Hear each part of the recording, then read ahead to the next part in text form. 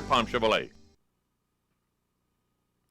Auto repair with personal care. We know what we're talking about.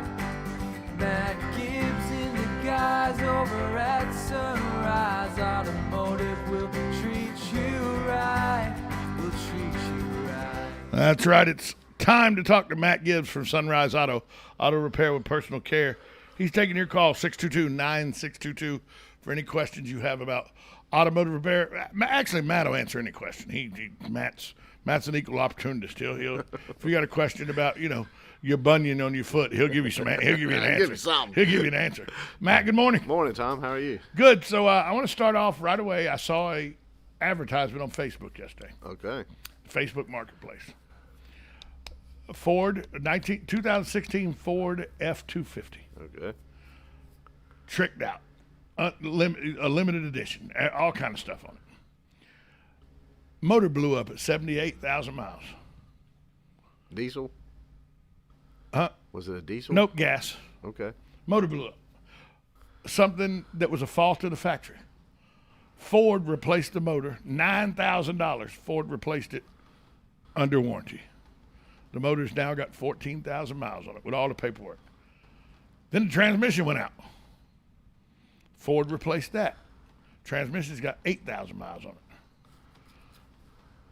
Truck's got, 98,000 miles on the wheels and everything, but the motor and the transmission, less than 15,000. Great shape. The upholstery's in great shape and everything. Guy wants $45,000 for his truck. Yeah. It's crazy. He'll get it. Yep. That's what it is. Because basically with that motor and transmission, that's a brand new truck. Well, it's still a truck with 100,000 miles on it, but it's got 100,000 miles on a lot of things, but not the motor and the transmission. Right. Which I think they're the two most expensive items. Yeah, pretty much. Pretty much. I mean, it's amazing to me, the truck market right now and how just crazy it is. It's crazy.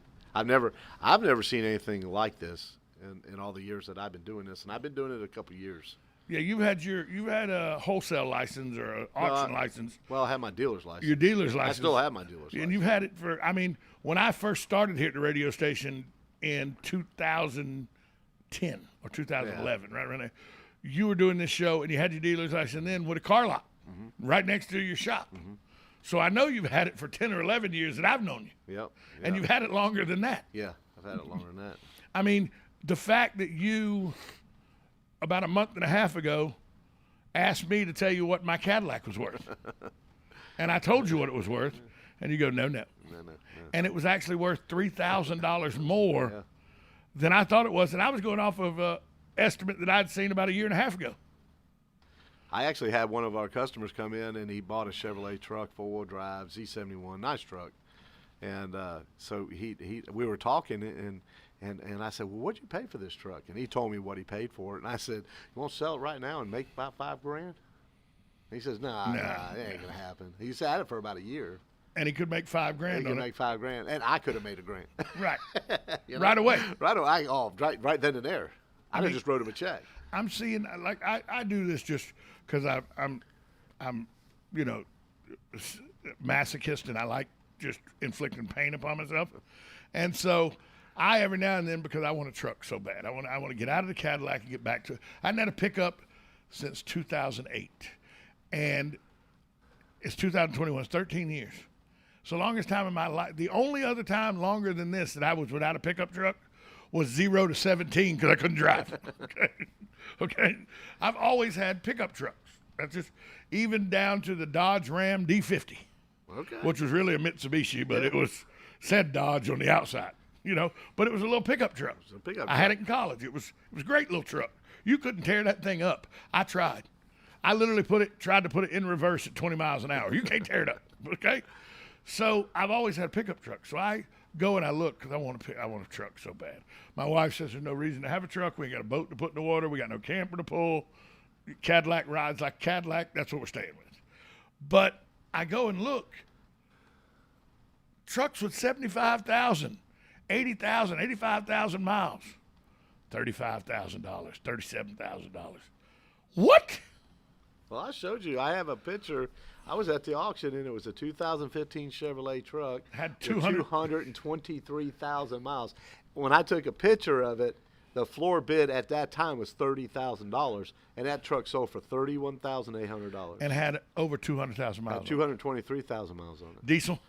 No, it's gas. Oh, dear God. And it was, and that was a dealer. So that dealer's got to take it, service it, detail it, clean it, Put it on the lot. put it on the lot, and make a profit. That was going to sell for $40,000. It was going to be on the lot for $39,999. $39,999. And some, I don't know if he still has it or not, but I mean that truck sold to a dealer for $31,000. We're backed up. We got two callers. Let's go to the first caller. Let's go to the first caller. Good morning. You're on with Matt Gibbs. Good morning, guys. Morning, Hugh.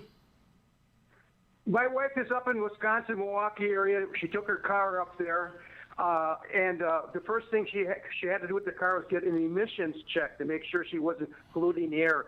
The population of the Milwaukee metropolitan area is probably around, maybe around a million or just under a million. And do you think that'll ever come down here with all the population and vehicles we have that they'll start having an emission test? And if they did, wouldn't it be a lot of business for you? Thanks for the call, Hugh. Hugh acts like that never was a situation down here. Yeah, I remember was. as a kid, my dad would make a lot of money doing inspections at a service station. Yeah. You had inspections every year. Yep. When did they do away with that? Was it the late 80s? Yeah. Early 90s? I think it was in the early 80s. Oh, was it early 80s? Yeah. Because I remember we used to have to go get the inspection stickers every year. I went one time, but I don't know if I don't think they actually checked emissions though. No, it was just inspection. It was Your safety. lights worked. Right.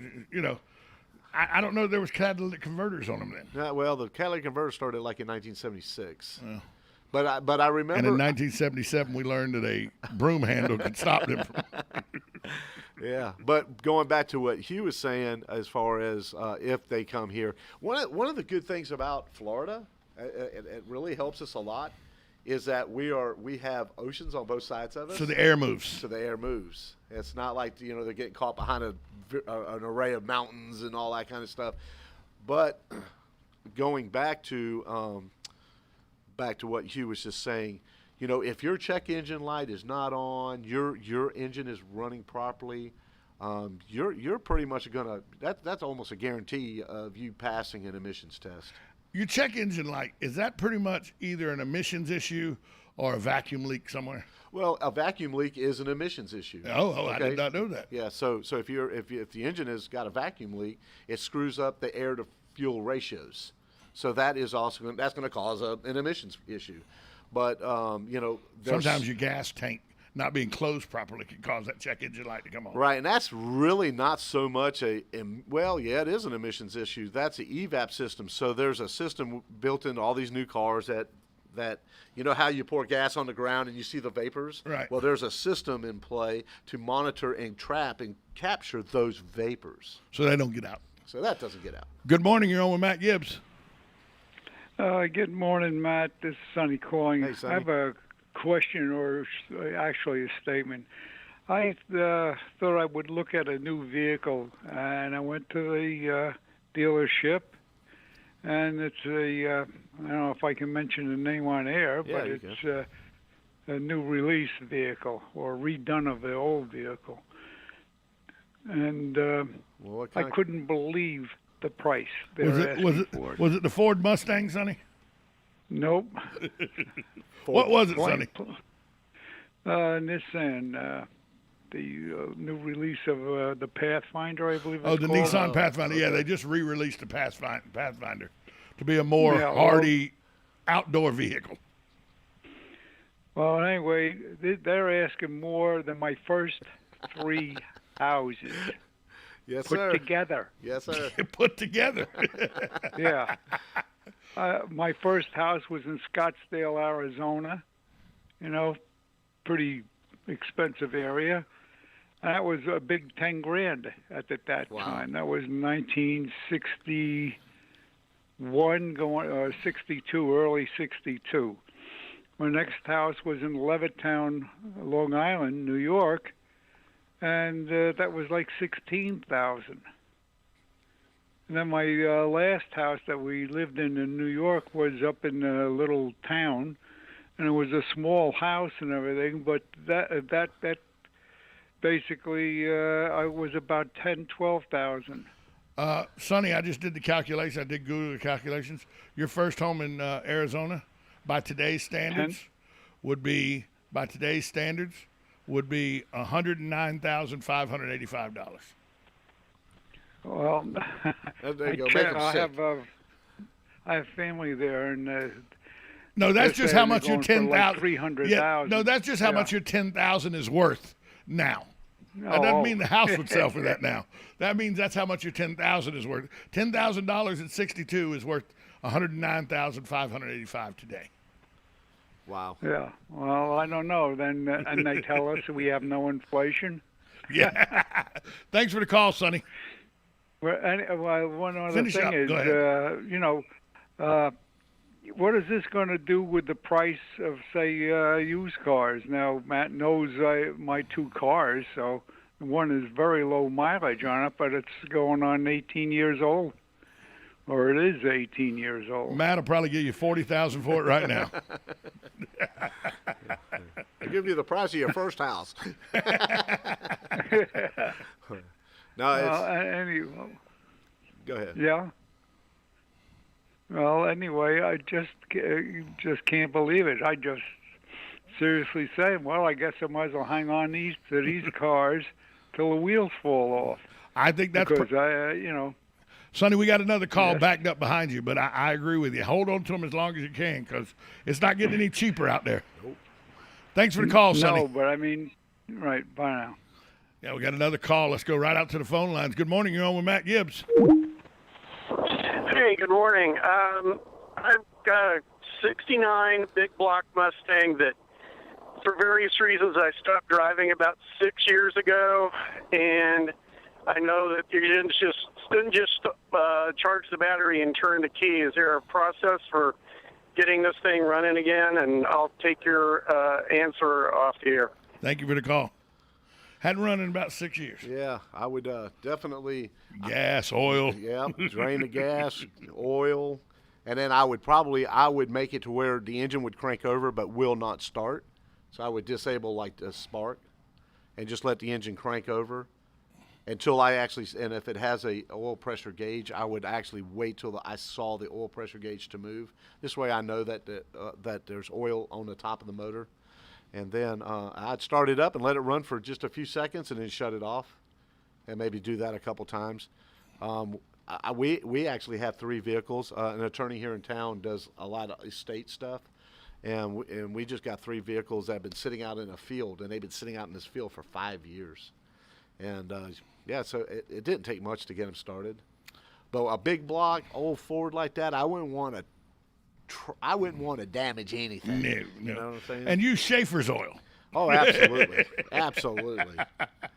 When you walk into the reason I say that, when you walk into Matt's shop, the first thing you see, Schaefer. That's right. And we're not talking about the terrible beer. No, we're not. Although the terrible beer may have been the start of the Schaefer oil. Because Yeah, that may be the byproduct. The Schaefer beer tastes like 2050 gear oil. So did Harley Davidson beer, by the way. It was not good either. And Harley Davidson also makes a very nice oil, too. Maybe it is the byproduct It might be. the oil. But, yeah, Sonny asked a very good question. Is there now, because of how the used car market is there a market where they can get top dollar for cars? Like Sonny Sable has very few miles on it. Looks like you say all the time, it looks like he drove it off the showroom floor yesterday. Yeah. Is there a big market for those kind of vehicles? There would be a big market. I'm not down in Sonny's vehicle because it's like pristine. Right. It's just what it is. Right. It's a Ford station wagon. Right. I remember the Sable plant Right. in Doyerville, Georgia, baby. And I know a lot of people that were employed by that Sable plant. And I actually know, but I know somebody. I have a buyer for Sonny's car if he wants to sell it today. Today. I'm serious. But yeah, I mean, the used car market is, just like the other day when we were talking about your Cadillac a couple weeks ago, and we saw the value of your Cadillac. So that Over $7,000. right. So if you didn't have that Cadillac, it would be, let's say if it was on someone's lot, it'd be a $10,000 You say that. I the other day, just to look, just to ask, just to see what I stopped at a local buy here, pay here lot that's on 441 North, okay, that don't need a freaking beacon, okay. So I stopped by there, and they got 4 or 5 of them out in the very front. And I asked the guy, I go, you got a 2010? He goes, I got a 2011. As close as he had. Same exact vehicle of mine. When I sat in it, everything's the same, everything. I said, what you got it listed for? $11,999. There you go. 113,000 miles on it. 2010-year-old car. They got it listed for $11,999. I go, what's the lowest you'd take? He said, probably 10.2, 10.3. So I bet they got 6,000 in it, 7,000 in it. Because I worked in the used car business for a while. So, and you understand. Yeah. So, but the thing is that real value? Because could you take it to like a car lot and use that and say, that's my $7,000 down payment? No. How's that work? Well, they're going to beat you up. They're going to beat you out of your car. You know what I'm saying? So they. Now, I'm not speaking for everybody. I can't. Right. I'm not. But your trade-in, when they tell you get a $7,000 trade-in, that's not like $7,000 cash. No, because number one, what's the price of the car you're buying? Did you work out the deal on that car? Are they overinflated? It's amazing how they can make the numbers work to make you feel like you got an incredible deal, and at the end of the day, the dealer has to make money in order to stay in business. Yeah. There's just no right. And there's nothing wrong with profit. It's just taking advantage of the issue of profit. Right, because and the thing is, you can get a car, and like that Cadillac of mine, they could resell that thing for $10,000. Right. So if they gave me $6,000 for it clear, yeah, then take that off the price of a truck, but they don't do it that way. Right. It is much better. People always say, well, I got a trade-in.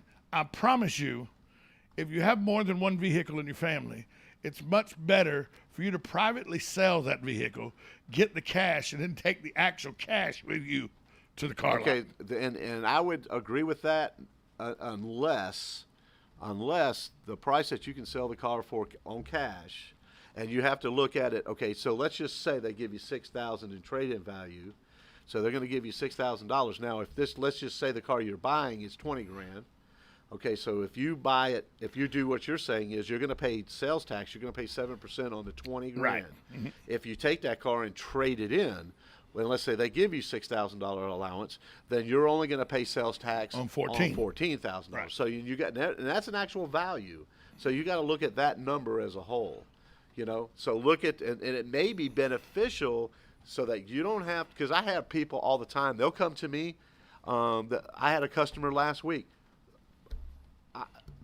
They got taken advantage of. They bought a bus, like one of these mini buses with a lift in the back. Her mom had a stroke, and she bought a bus so that she can actually take her mom and go do stuff with her.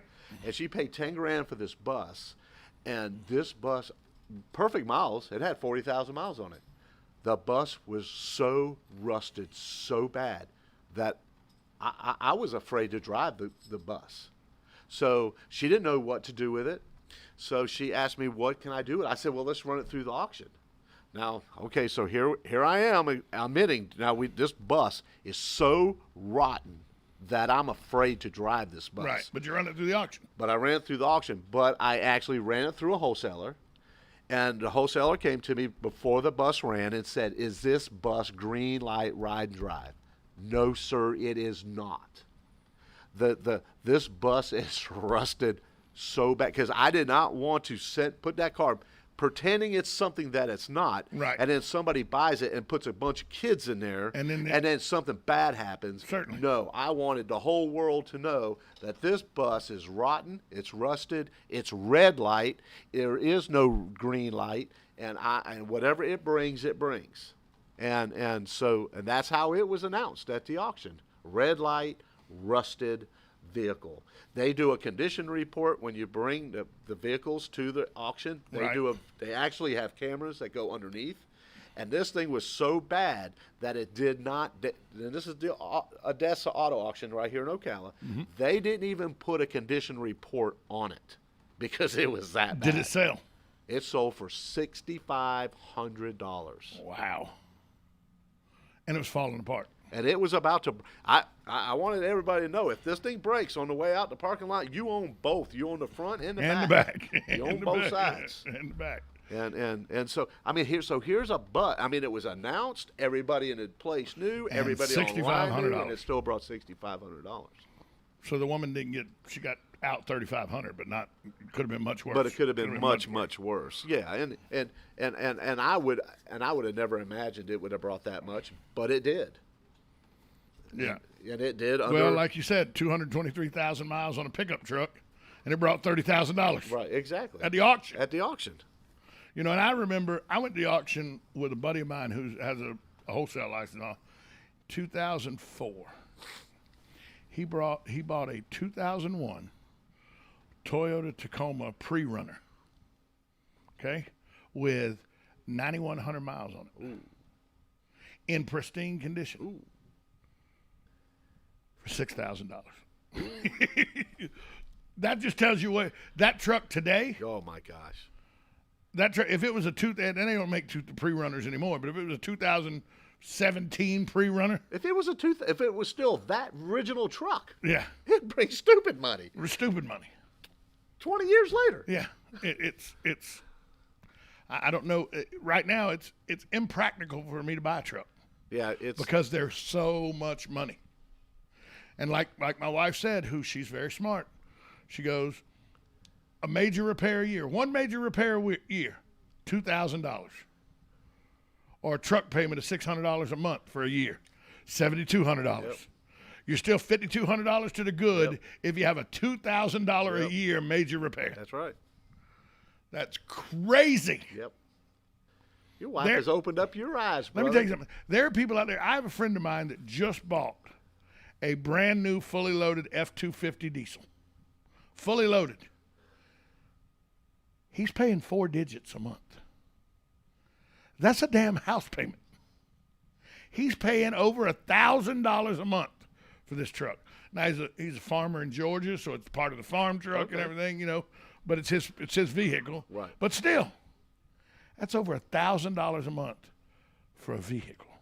And he defends it. He goes, yeah, but I don't have to pay for it that way. But 7 years, house takes 30 years. What? Huh? Yeah. That don't make much sense to me, Matt. It doesn't make much sense to me. Hey, is it time for people to start winterizing? It is. It's getting there. It's getting there. I felt some coolness in the air this 67 morning. degrees when Was I woke it up this 67? morning. My house. All I live up by Anthony. 67 degrees. So set appointments because you're covered up.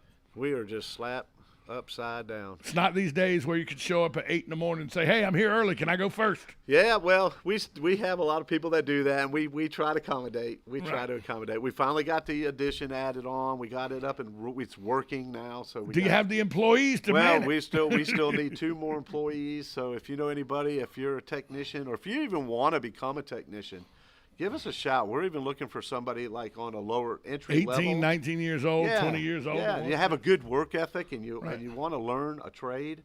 This is a very, I've worked with a bunch of guys and talking to them, man, I wish to God I'd have done something different. I wish to God I'd have learned how to do something different. I'm so glad that I'm so glad of what I chose to do. I think of God. My dad used to train mechanics. He'd hire them as shop cleaners. He'd hire them in there to push the broom and keep the shop clean, and then he'd train them to be mechanics, and he'd train them the way he was a mechanic. So, hey, Matt, tell people where they can find you. You can give me a call at 352-690-1993 or come by and see us at 1800 Northwest 10th Street. That is Matt Gibbs. He's here every Tuesday at 10 o'clock taking your questions about your automotive care. He does offer automotive care with personal care at Sunrise Auto. Go see them. They're right there on 27, just across from, the electric place is just across from Matt. So go see Matt, Sunrise Auto. Matt, thanks. Talk to you next week. Yes, sir. We'll be right back after this short timeout. 1370 AM, 96.3 FM. This is WOCA, The Source. Broadcasting from the Ocala International Airport, this is WOCA AM, W242CA FM, Ocala, 1370 AM, 96.3 FM.